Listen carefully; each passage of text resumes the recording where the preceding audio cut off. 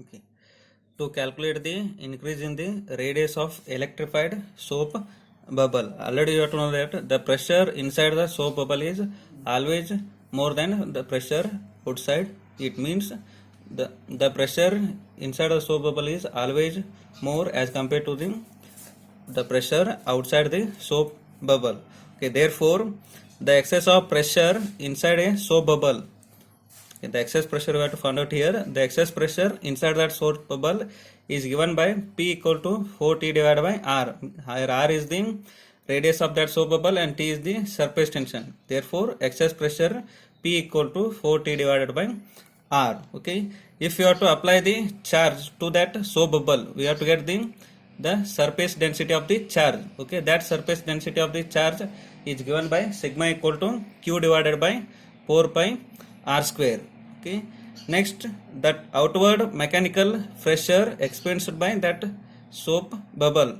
The outward mechanical pressure experienced by that soap bubble is given by sigma square divided by 2 epsilon naught. Okay. Due to this pressure, the bubble is expands.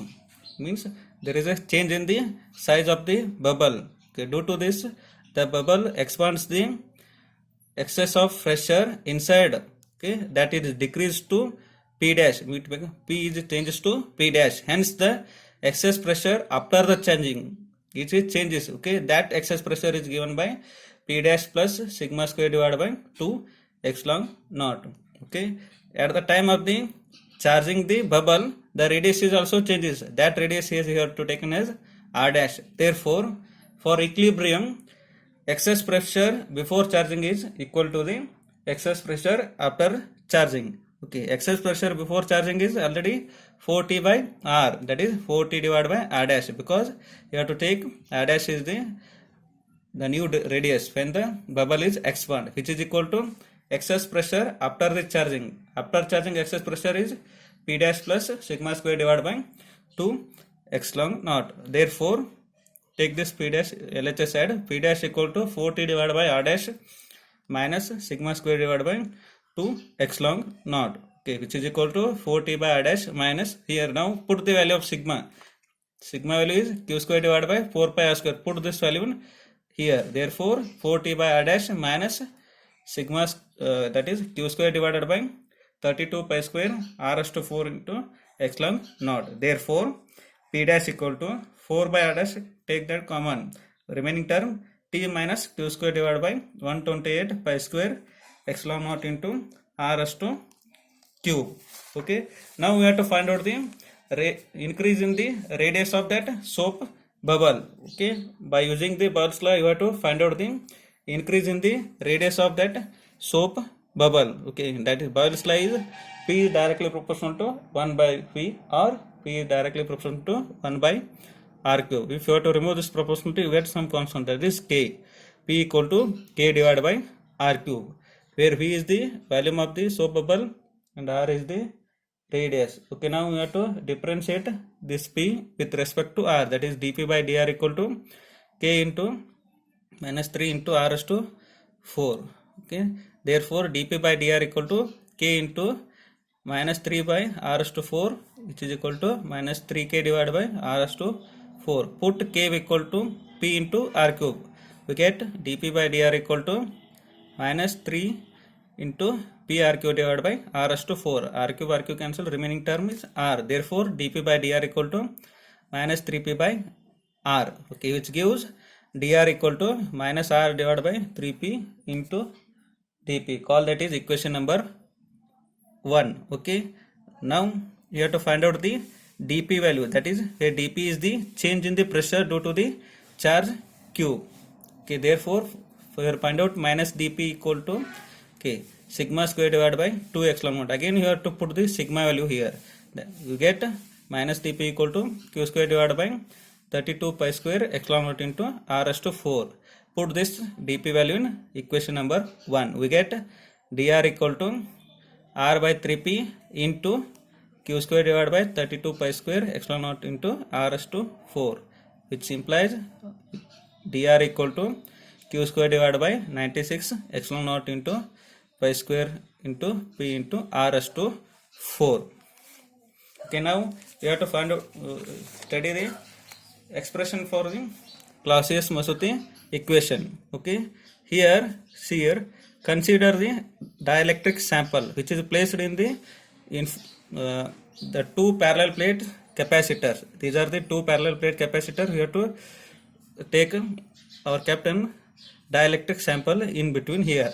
Okay, if we have to next, it will assume that the polarization is produces. Okay, means the dipole moment is produces when you have to apply an external electric field to this molecules, then automatically they get the dipole moment. Okay, therefore consider the point O. Here we have to consider the point O, at which actually the molecules is not present. Here the molecules are present, but at the point of O the molecules are not present. Okay, now we have to calculate the field at the point O. Here you have to take this point. Now we have to calculate the field at O by drawing the sphere to that point O. Okay, yeah, here you have to take the radius of that sphere. The radius of this sphere you have taken as R. Okay, therefore you have to the molecular field at the point O. Molecular field at the point O is given by four components. Okay, that is E0, E1, E2 and E3. Therefore we have to write Em equal to E0 plus E1 plus E2 plus E4. Call that is equation number 1. Okay, now we have to calculate the values one by one. First one, that E0. Here E0 is the external electric field. It is the external electric field due to the charge plates of the capacitors. These are the two charge plates of the capacitor. Okay, that external electric field is given by E0 equal to sigma by epsilon naught, which is equal to D by epsilon naught, because E equal to sigma. Okay, therefore E0 equal to D divided by epsilon naught. Call that is equation number 2. Okay, now second one we have to find out the E1 value, where E1 is the depolarizing field due to the bound charges on the outer surface of the dielectric. Okay, see here the bound charges are there. Okay, depolarizing field due to the bound charges on the outer surface of the dielectric. Okay, that is given by E1 equal to minus P divided by epsilon naught. Call that is equation number 3. Okay, now we have to find out the E2 value. Okay, that is E2 value. E2 is the field at O due to the bound charges on the surface of the sphere. Okay, now see here, you have to take the point O. Let ds be a surface element. We have to take some. Here this is the sphere. In that we have to take the some element. Okay, that element is ds. Therefore, let ds be a surface element of the sphere with the polar coordinates r and theta. Okay, therefore the component of polarization P, which is normal to the surface element ds. Okay, it is given by P into cos theta. Therefore the charge per unit area over this surface element ds is given by P into cos theta. Okay, therefore the electric field at a point O due to the charge over the area ds.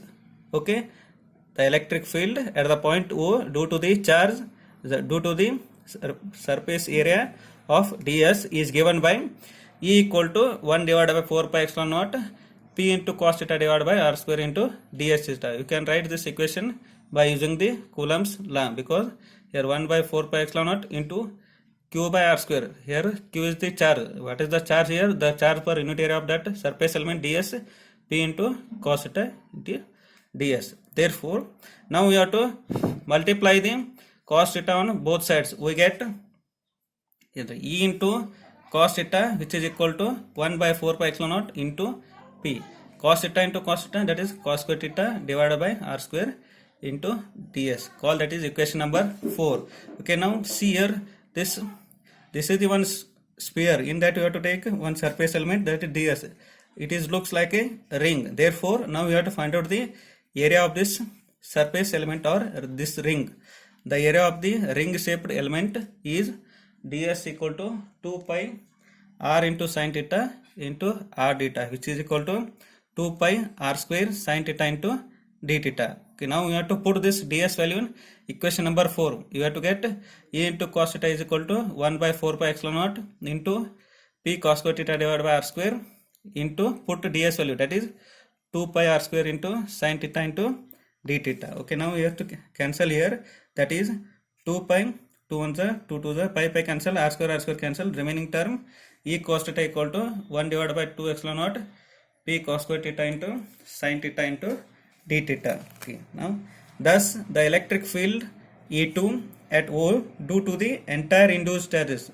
Okay, entire induced charges you have to take integration, okay, which is equal to 2 into this term, that is integration, this one 2 into integration 0 to pi by 2 p divided by 2 epsilon naught cos square theta into sin theta into d theta.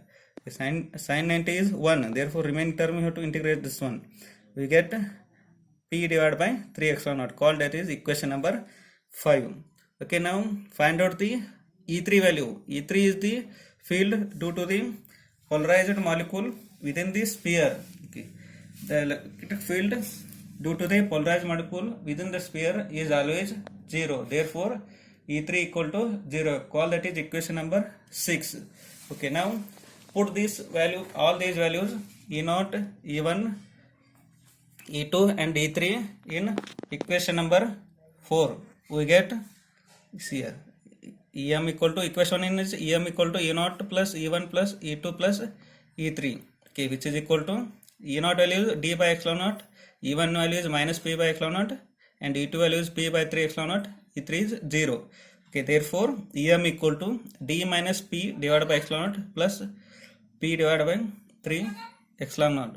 Okay, now put the d minus p divided by epsilon naught is equal to E, therefore above equation becomes EM equal to E plus p divided by 3 epsilon naught, call that is equation number 7. And already you have to know that the relation between p and E, that is p is directly proportional to EM. If you have to remove the proportionality constant, we get this some constant term, that is alpha, p equal to alpha into EM, where alpha is the molecular polarizability.